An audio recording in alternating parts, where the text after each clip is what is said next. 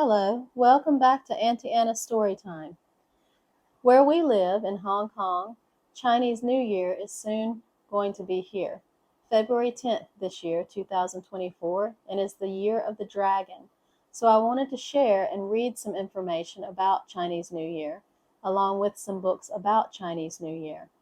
In videos to come, I will also read some American history books that talk about when the Chinese came to America. This book is called Chinese Stories. It was written, brand new book, by the Hong Kong Community Foundation. So it's a brand new book. It's a really pretty book with very pretty illustrations.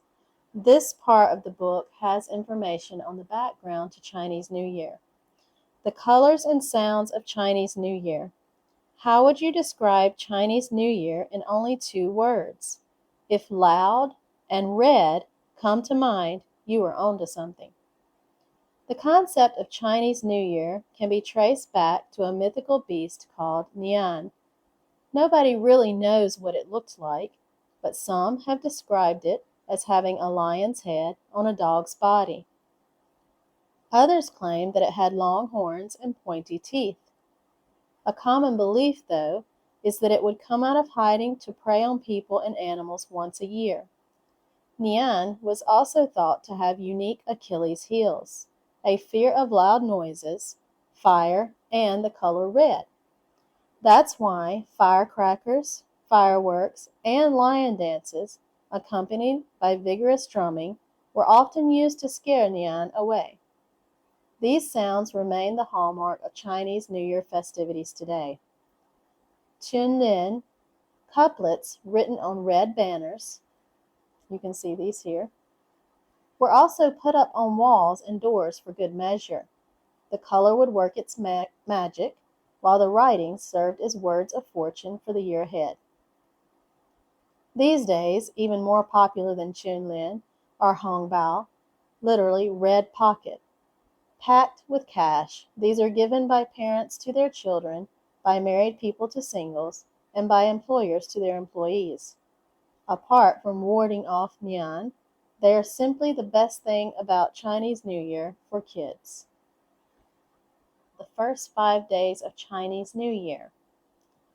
In addition to the popular red packets, we call them Lai Si in Cantonese, festive food, and lion dances, the first few days of Chinese New Year also come with some lesser-known rituals and unwritten rules.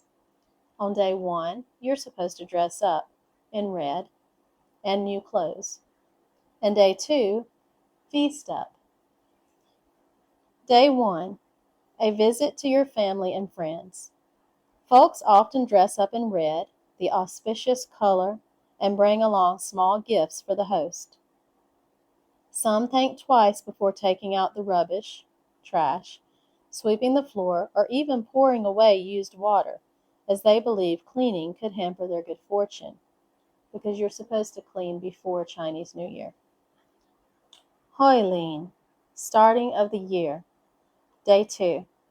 Festive gatherings continue and families enjoy sumptuous meals together.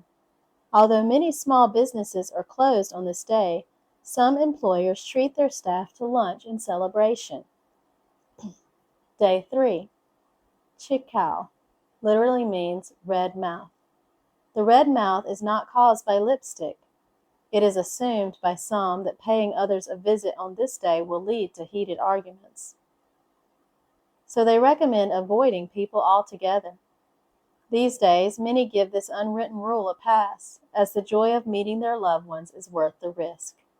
Sometimes it gives a rest day for the family if you've been visiting relatives a lot.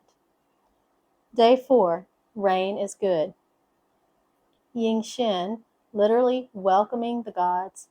This is the day when various gods return to earth from heaven. Rain is considered auspicious, as the water is seen as nourishment for the soil and a sign of revitalization. Day 5. Touted by many as the birthday of Kai Shen, the god of wealth, many businesses choose to reopen on this day and perform a ceremony to ensure prosperity. Remember those bags of rubbish from day 1? Time to take them out of the house. Day 5, Birthday of the God of Wealth. Tonight, we're continuing Chinese New Year, and we're talking about what the animal is for this year, 2024. It's the dragon. This is my son's animal. We don't really follow the Chinese zodiac, but it's just an interesting fact of the culture. What creature has horns like a deer, a long tail like a snake, scales like a fish, possesses magical powers, and flies high like the wind? For centuries, Chinese people have identified themselves as descendants of the dragon. You guessed it right, the Chinese dragon. Due to the dragon's special qualities, many Chinese people actively plan for their children to be born in the year of the dragon. As the highest ranking creature in the Chinese animal hierarchy, dragons have always been the epitome of power and strength. For centuries, these mythical beasts have been an essential part of Chinese culture. In ancient China, emperors were even said to be reincarnations of mighty dragons. The robes they wore were called dragon robes, and the throne they sat on was the dragon chair. The earliest leaders of Chinese civilization, Yan Di and Wang Di, had special connections to dragons. While Yan Di was believed to be telepathically linked to a mighty dragon, Wang Di conquered his enemies with the help of one.